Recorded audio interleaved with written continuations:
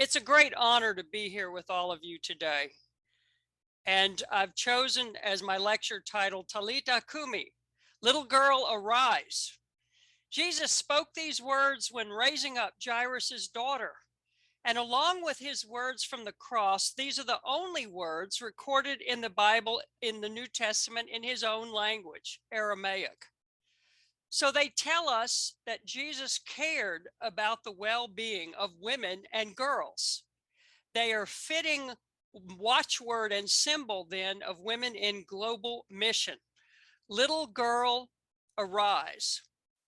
Now, why the topic, women in mission? We're going to hear many wonderful reflections on this weekend, and my task is to talk a little bit about some of the earlier history of this. We see through history that mission is the major way in which women have been in ministry over the centuries. It's inspiring to see women wearing their clerical collars in this gathering, but let us remember that lay women are the backbone of church-based outreach and have been for thousands of years.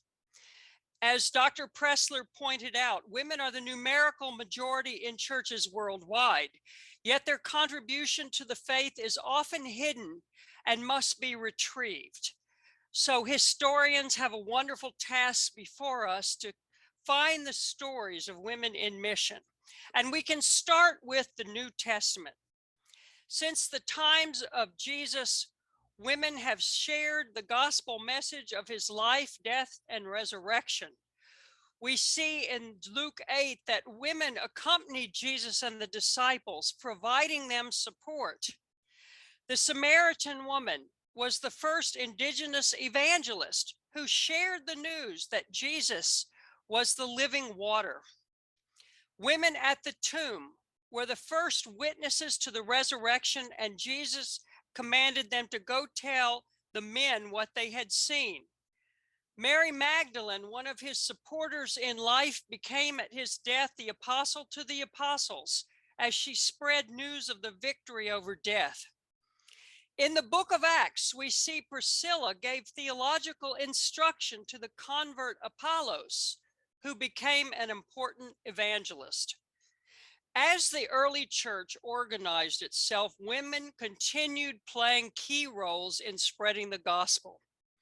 We know that Phoebe was a deacon, one of those responsible for directing the outreach of the church. Widows had special responsibilities for the care of the poor.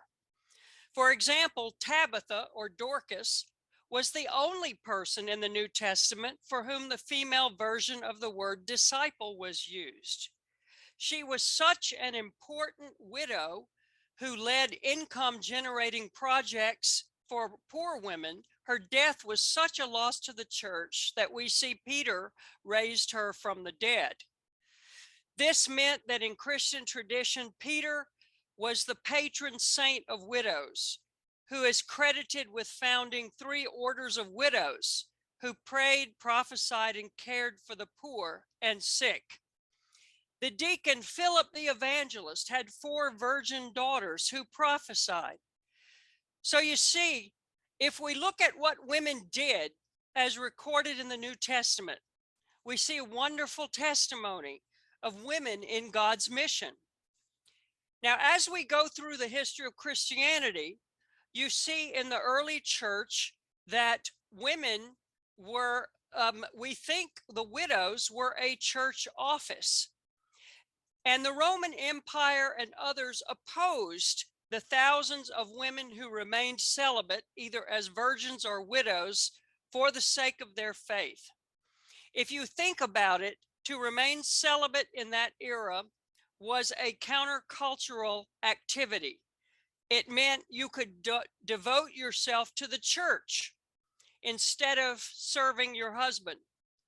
Church historian Eusebius recorded that when the bishop of Antioch was martyred, the emperor Diocletian also martyred 44 priests, 7 deacons, 42 acolytes, 52 exorcists, and over 1,000 widows, whom he ordered to be raped before their execution. In one persecution in Asia Minor, 2,000 virgins were martyred. Now, why would the great Roman Empire be so threatened by Christian widows of Antioch? By remaining unmarried, widows devoted themselves to the church. And this office of widow was such that we see it described in 1 Timothy 5, when he indicates that the church should honor widows who could be enrolled at age 60, having been the wife of one husband, well known for good deeds, having brought up children and assisted the poor.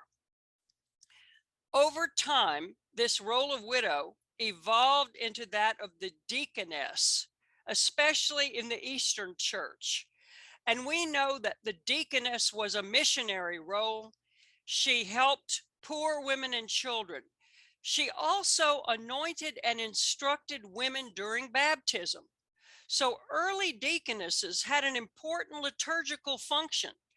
Since baptism was administered to the naked, you needed female deacons who could assist in this process of baptizing women. And according to the Didascalia Apostolorum written in Syria, the deaconess was, quote, required to go into the houses of the, quote, heathen, where there are believing women, to visit those who are sick, to minister those in need, and to bathe those who've been to recover from sickness, close quote. Now, you also know, as we'll see in the later history, that in the Episcopal Church, the rediscovery of the deaconess role was the precursor to the ordination of women in the 20th century. So it's important as a missional role and a liturgical role. And the female deacon was on the cutting edge then of the expanding church by helping the poor and nursing the sick and bringing people into the church. We know then that by the 300s, the celibate woman was an accepted vital part of Christian community. The church recognized her with special ceremonies of consecration, including covering the head, that in many societies was a sign of marriage. Church fathers encouraged women to live in groups where rich women could subsidize poor women. Now, part of this control of women in groups was, of course, for a hierarchical male church to keep some kind of control over this outpouring of the ministry of women. Nevertheless, women persisted and used that singleness and their virginity as a way to claim that their commitment was to God over their social roles as supporters of men in their own society. Now, by the time of the conversion of Constantine, we know the church enters a whole new phase of organization. And over time, you see the widow and the deaconess, the virgin, become what today we call nuns. And if you read medieval history and up through the history of Christianity, one theme is the constant struggle of women to serve. And they're being thwarted over and over by what's called claustration. Now think of the word claustrophobia, and then you know what claustration is. In 1796, the Council of Frankfurt said women religious had to be enclosed inside convents, unable to go out to serve. So over and over, we see groups of women trying to serve and then being forced back into strict enclosure, such as in 1298, the Decretal Periculoso put them back in the convent. Nevertheless, by the 15 and 1600s, there's an outpouring of women forming associations for mission. And the names of some of these groups, the Sisters of the Visitation, the Ursuline Sisters, and the Daughters of Charity. And here you see one picture here is of Maria of Incarnation, who was the first Ursuline missionary to go to North America, to Canada. She came to Canada, began working among girls to teach them, and as soon as her convent was built, she never left the grounds for the rest of her life. So you can see the struggle against enclosure was a big aspect of women in mission. Now, I also note here the dynamic, important history of Asian women leaders in partnership with priests in the 1600s. And I have a picture here of the great woman, Chinese woman leader Candida Xu, who allied with the Jesuits, who founded associations of women to help the poor, to support the priests, and these groups of women, often led by the upper class women, who are the only ones whose record we really have today. But in Japan, Vietnam, China, and so on, you see these women in partnership with priests, keeping the church alive and undertaking the spread of the faith.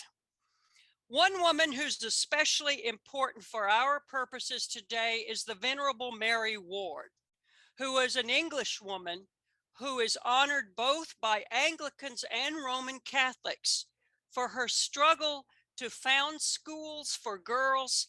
She and the association she founded during the time of the Reformations they walked throughout Europe barefooted, founding schools for girls. Now, Mary Ward said there's no such difference between men and women that women may not do great things. And even though she was arrested by the Inquisition, accused of heresy in 1631, and it took 300 years for her to be fully recognized as the founder of this group of religious women, Mary Ward is someone important then for the history of Anglican mission. She was buried in a Church of England churchyard because of fear that her body would be desecrated if she was buried in a Catholic churchyard. So you see, she was honored by Catholics and Anglicans alike. Now, the time of Protestantism launched a whole new wave of women in mission. And the first group to mention, of course, are the Moravians, the followers of Jan Hus. They were pacifists. They did not link the church and the state, and they sent out women and men in ministry and mission. They sent people in mission to places where people were oppressed. So they went to the Native Americans, they went to South Africa. And here you see a portrait of a great Moravian woman, Rebecca Protten, with her Danish husband and their child. Rebecca Protten was born a slave in the West Indies, and she became a Moravian missionary in West Africa. The point of this is to remind us that despite the last few hundred years of colonial history, women in mission have been women of all races, nationalities from the beginning. And Rebecca Protten was she could read and write.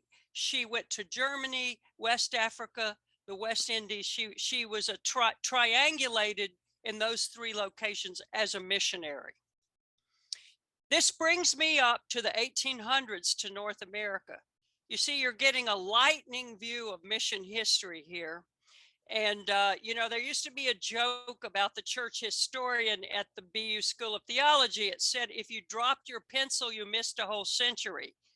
Well, that's kind of the way it is here with this lecture. But I hope what it does is inspires you to do your own historical research into what interests you. So let's get up into the US, to North America. And there we see an outpouring of women in mission in the early 1800s. But given that the traditional missionary was a celibate, there needed to be a shift to married women. And that is something that Moravians started, but women in partnership with men allowed the first whole generation of North American women to go as missionaries, as wives of male missionaries. And the beginners here are the American Board of Commissioners for Foreign Missions, what we now think of as Congregationalists, who decided to send women missionaries with their first male missionaries in 1812. Now, when you read the call, the charge for those women, it's very fascinating because here we have a mandate for women in ministry. When the pastor gave a speech and one of the women there, the two women you see here are Harriet Newell and Ann Judson, who were the two of the first American women missionaries. Pastor Allen, charging Ann Judson and Harriet Newell, said that they should follow Matthew 28:19-20. Go ye therefore and teach all nations, baptizing them in the name of the Father and the Son and the Holy Ghost, teaching them to observe all that I've commanded you.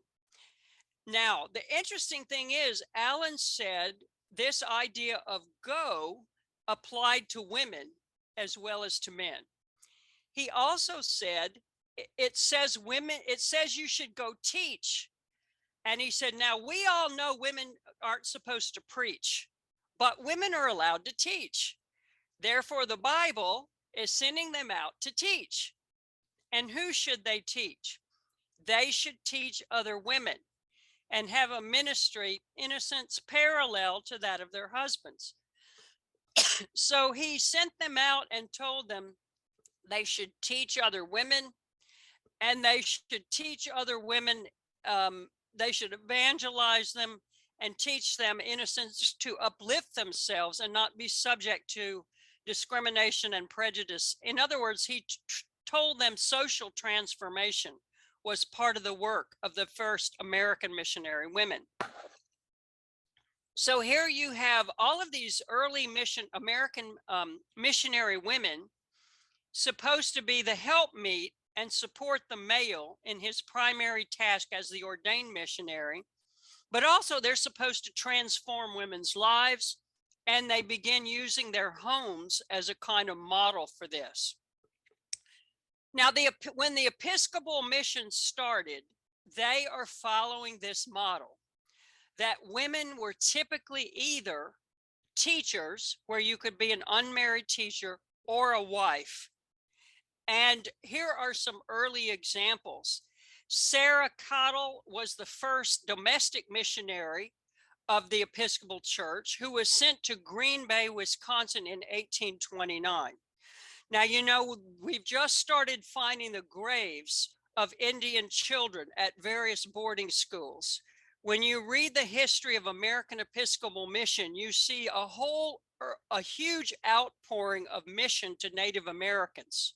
So she was supposed to go start a girls' school among the Oneida, who were being deported from New York and resettled in Wisconsin. There's a lot of work then that needs to be done on the huge role of Episcopalians in the Indian schools. So I mentioned, though, that our first missionary was an unmarried woman sent to the Native Americans. Another early missionary, Elizabeth Mars Johnson Thompson, who was an African-American woman mission. And missionaries there was briefly an African mission training school in Hartford, which was supposed to train African-Americans to help and to be missionaries in Liberia, which of course was another early mission field of the Episcopal Church. So Elizabeth Mars Johnson Thompson, whose picture we do not have, was an educator. And when you read her story, you read of all the opposition, how they kept being re-examined on doctrine and all the prejudice that she faced.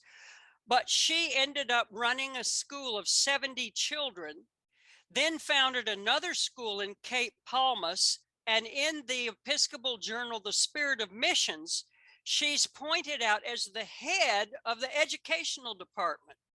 So here we have a relatively unknown African-American woman, a wife and educator.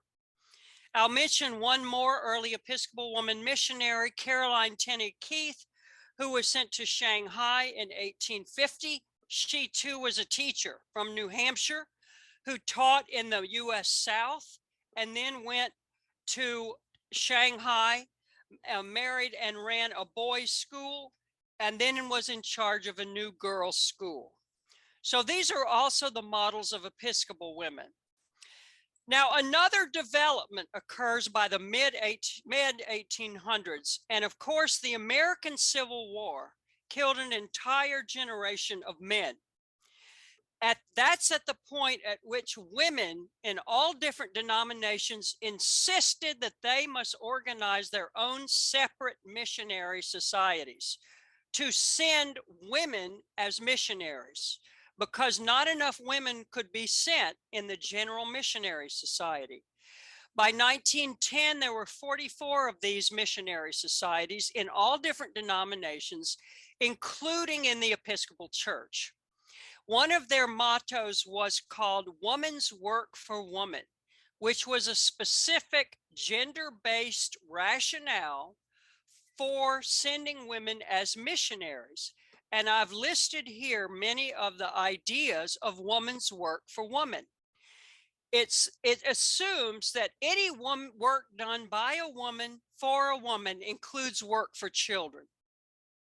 And it assumes that converting and educating mothers will change the world, that the well-being of society is based on its mothers, and mothers and children are the main task and the main mission field, you could say, of women in mission. There's an assumption here that men and women have separate gender spheres, but that women are liberated by Christianity. And since all women in the world are sisters, women in America should help women in Africa. Women in Asia should help women in Africa. Women in Africa should help women in Latin America. You get the picture. There's a sort of a very idealistic, we must say, sisterhood model here. But that's the kind of thing you also see later with the founding of the Mothers Union that we've seen with the worship celebration we've just had. Now, lots of kind of work was done under Women's Work for Women. Home visitation is probably the major way that Anglicans were involved. They visited women who were especially enclosed in women's quarters in China and India. You see medical work. By 1910, 10% of all missionary women were medical doctors. So women could not be doctors so much in the US, but they went as doctors as missionaries. Same with nurses. Some churches, denominations specialized on women as nurses. Teachers was another important realm. That was the main role, you could say, that all women were teachers, especially of children. And remember, teaching was a kind of way of preaching. Since women aren't supposed to preach, they can teach, and they use these schools both to teach children and to share the gospel with them. So you get girls' day schools, girls' boarding schools, and eventually some of these schools become women colleges. So by 1910, missionary women have founded colleges and a few colleges, universities, and medical schools for women in Asia, especially in India, China, and Japan. Thus, women's work, they use the home, the idea of women with a domestic sphere, not to trap women in the home, but to say the home is the basis on which a woman can go out into the world. That the home gives you a special leverage, a special role, a special mission. We see this kind of argument in gender separate societies even today. Women as evangelists also became part of this, though using the name evangelist took a little longer. You had all kind of euphemisms for women evangelists, like Bible woman, catechist, gospel worker. But by the 1880s, you start to see the word evangelist being used for women who can itinerate into rural areas and such and preach the gospel. Usually in partnership, you'd have a indigenous woman and a Western woman going out together as evangelists. Now, I've put here the picture of Julia Chester Emery, who's sort of the godmother of Episcopal women in mission. And she is the founder of the United Thank Offering, the founder of many different women's societies and auxiliaries that she and her sisters, and you see her in her deaconess garb here. One of our talks this weekend is about the United Thank Offering and Julia Chester Emery. So you'll hear more about her as we go along. So let me just sum up a few of the major developments of Episcopal women in mission by the early 20th century. First is to say Episcopal women inherited both Catholic and Protestant traditions of women in mission. There were celibate women, especially deaconesses, and new foundations of sisterhoods, and there were married women and women teachers. So you've got both. Deaconesses especially were a great contribution of the Episcopal Church to the world church. They were appointed by Episcopal bishops. And so what you see as the different groups of deaconesses are founded, individual bishops would appoint deaconesses in his own diocese. So you've got the first ones in Baltimore in 1857. Then you've got deaconesses in Alabama, and on and on. It was up to the individual bishop whether he wanted to have a group of deaconesses or outreach workers, consecrated workers in his own diocese. Now, in 1889, the Episcopal Church canon restored the order of deaconesses, and you see training schools for deaconesses founded in New York, in Philadelphia, out in California. Often these are loosely associated with seminaries, with Episcopal seminaries. But you get a whole parallel training for ministry for deaconesses that someday is going to lead to them being ordained. But you see them as mission workers. And in 1871, the Women's Auxiliary to the Board of Missions is founded. Sorry, you see Julia Emery launching all kinds of things, including the United Thank Offering, which is by 1910 contributing 10% of the budget of the Board of Missions. So unmarried women outnumbered male missionaries in the Episcopal Church and served all over the world. Here's some photos of deaconesses, which you can look at while I drink my water here. And you can see them all lined up in their very old-fashioned uniforms, being consecrated and marching in a group here.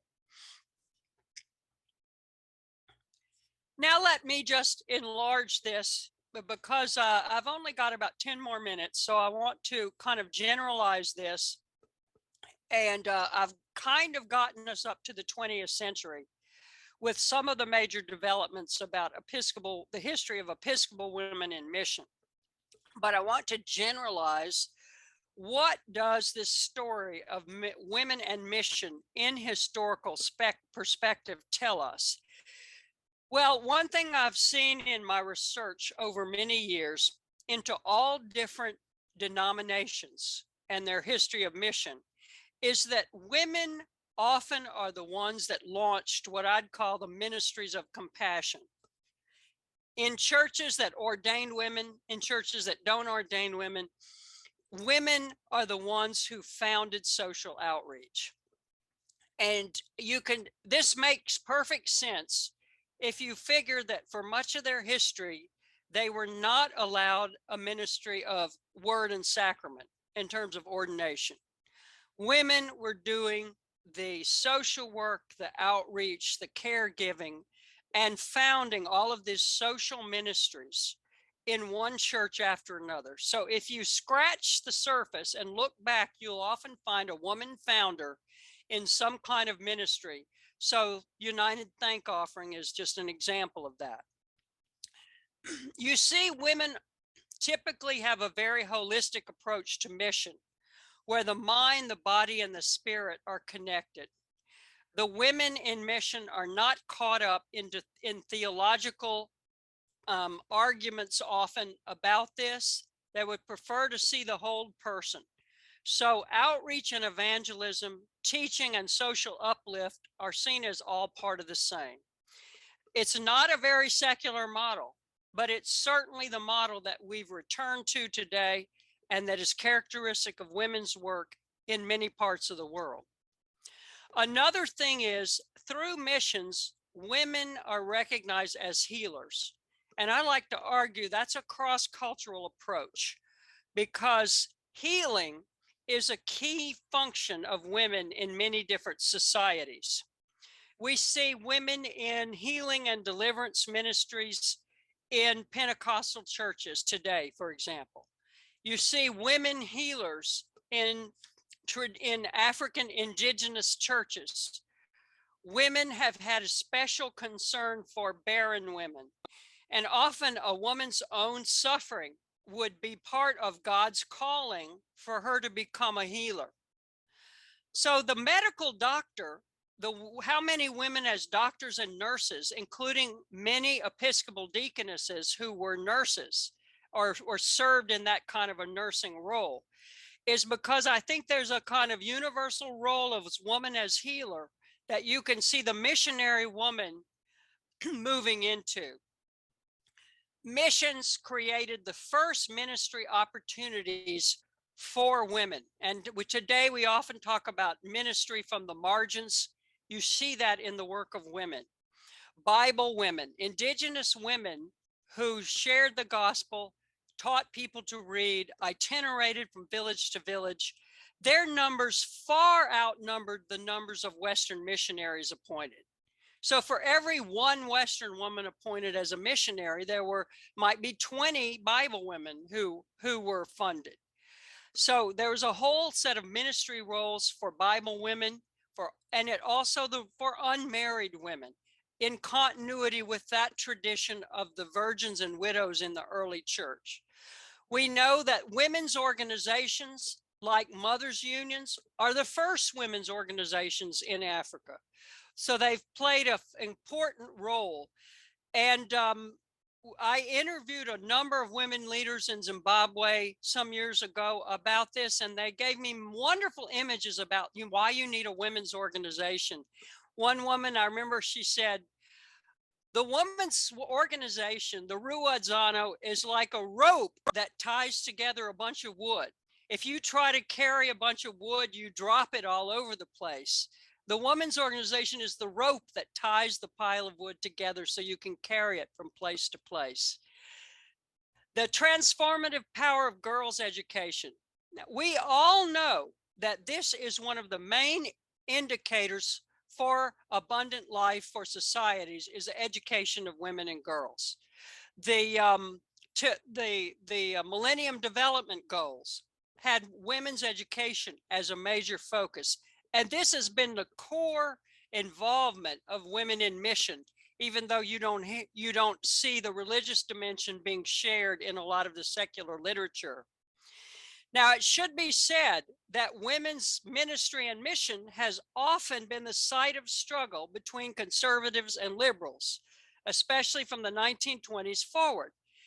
And why is it gender is often the presenting area for fighting about in church disputes? Over and over, women's ministry has been suppressed because women got caught in the backlash of fighting about the Bible versus modern theology. And women would say, but we want the Bible and we want schools and hospitals and things. So the women's ministry often is a victim and gets caught up in struggles over gender, and now, of course, gender roles. Nevertheless, the work of women in mission is often the starting point for gender justice issues. I know we are going to hear much about that from the wonderful speakers that we have. But you see in anthropological studies of women in Central America, just to give an example, that mothers groups are the ones out there fighting for clean water. Mothers groups are fighting for good government. You see women, the gender justice issues, especially as they affect children, are where a woman will go to the wall and fight with other women to improve things for children.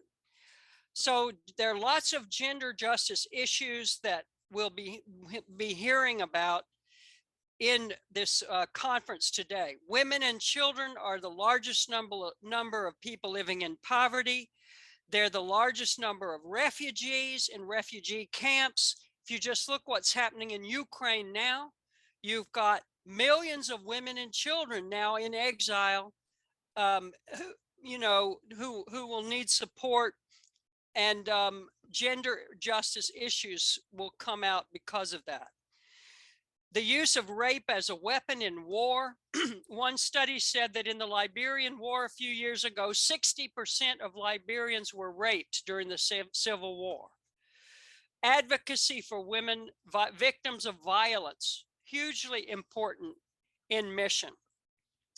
And I'd like to just share one more slide with you as I wrap up, and that's to say, how do we look at the subject of women in mission from a post-colonial perspective? Well, first is to say there's a lot of literature on women missionaries and cultural imperialism. People are involved in whatever culture they're in at the time that they live, and much of our history, let's say, of Episcopal women in mission took place in an era of white privilege and of colonialism. Now, that does not mean good work wasn't done. It means that it's a very important issue also to think about ourselves in light of this. How can we be partners? How can we be friends? And not always imposing ourselves, whoever we are, on other people. So that's an issue that's important to name as we think about the legacy of women in world Christianity.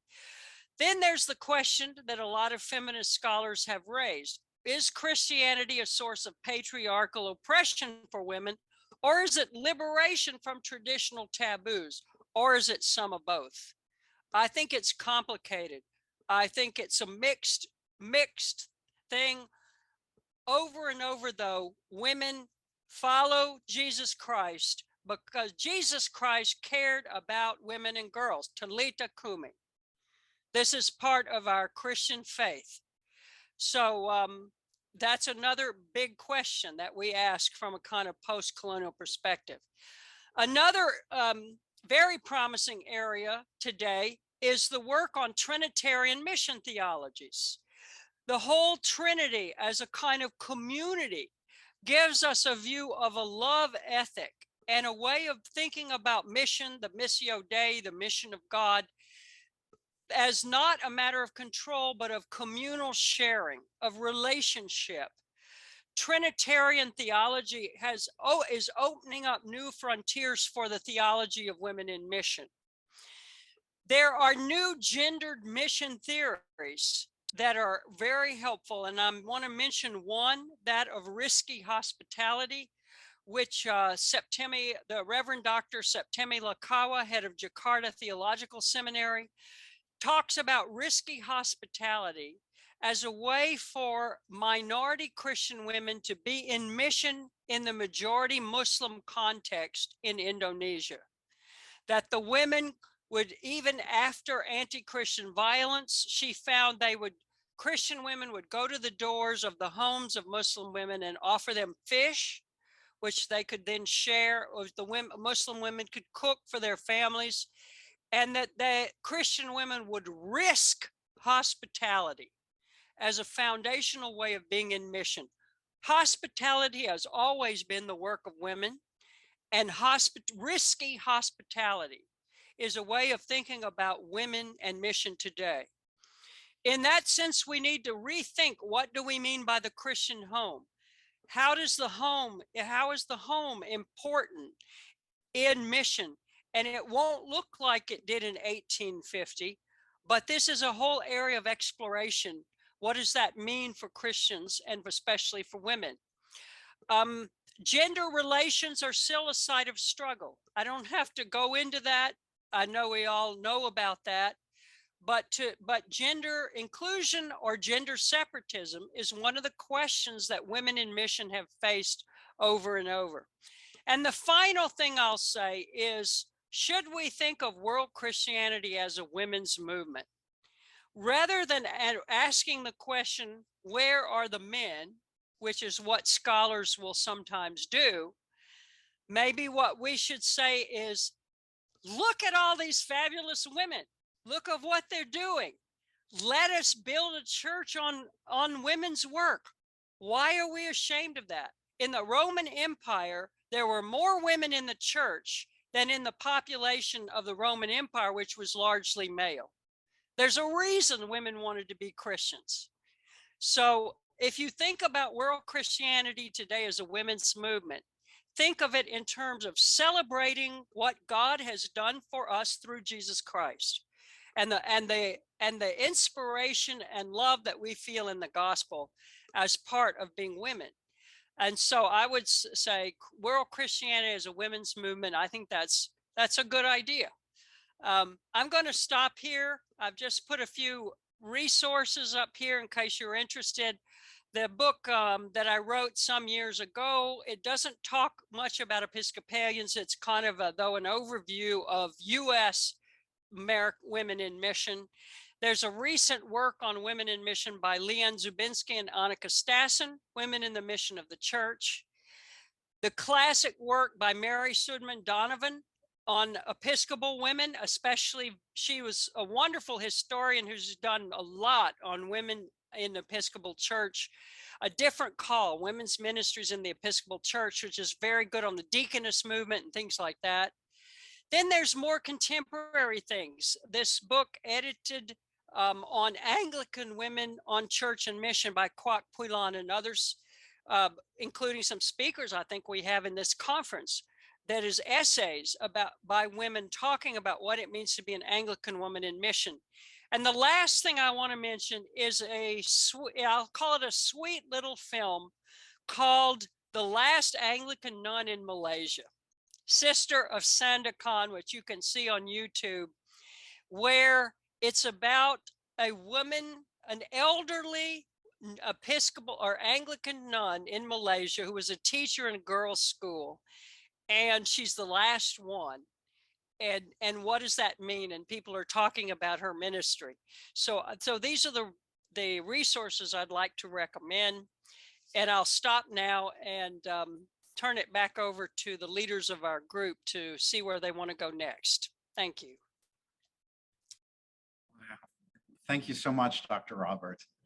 Thank you. That was absolutely fabulous. Gosh, that was awesome. I am afraid that we're trying to keep on track with time. So perhaps there's not as much time for question and answer, but I do hope that you will make your presentation available to us so that we could share that. I know that it didn't capture nearly as much as you discussed. But just one quick thought as you were offering your presentation to us, in my mind, I saw the book of Acts and there was a lot of mirroring. And in fact, it was a continuation of the book of Acts and the continuation of the building of the church. So I just thank you so much, Dr. Robert. Lovely. Shucks, I really want to pause for questions. I'm so sorry. Maybe we could take one. If someone has a question in the centuries that you laid out for us, Dr. Robert. Lovely. Maybe just raise your hand or unmute.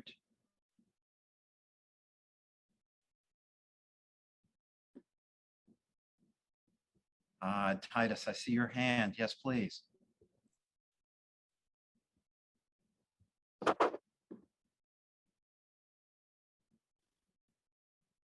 I hesitate to be the person asking the question, Dana. but where there's silence, that really was an outstanding presentation. Thank you so very much. Thank you so very much. It's hard to imagine a more comprehensive and penetrating presentation covering all of those centuries. I was interested in your comments at the end about the tension between women as subversive transformers versus women as supporters of the status quo in terms of colonial presence and the like. And I'm wondering if you could just elaborate a little bit more on that and how women missionaries navigated those difficult waters. That is something that has to be done in every context. That's why it's so hard to generalize about that. And the context can change overnight. And what women may have been doing may suddenly no longer be relevant, or they may need to move to something else. But so there's no good answer for that. But I am going to use my own grandmother as an example. She was widowed at 53. She loyally gave her dollar. She worked as a babysitter and elder care person until she was in her mid 80s. She loyally gave her $1 a month to Church Women United. And my kind of rule of thumb as a historian is to say anything that accuses my own grandmother of false consciousness needs to be suspicious. So you could say, okay, she was just this little old lady in Louisiana who didn't know much and was supporting imperialism. Or was she someone who was working as a child care worker, sacrificially giving her money for other women around the world? So it's not as, and I think all of us, many of us were blessed to have such grandmothers. So I think the way I like to see this is in thinking about the church as a community, where whatever you do as an individual, you actually are not doing alone. Mission is never something you do alone. It is always in community. And the extent to which your own calling and mission is part of the work of the community, that reduces the likelihood that it becomes a kind of oppressive activity. And it multiplies its fruits. And so if the takeaway I would have as an answer to your question is that the beautiful side of the story of women in mission is women in community working together with others for the abundant life of John 10:10. Thank you so much.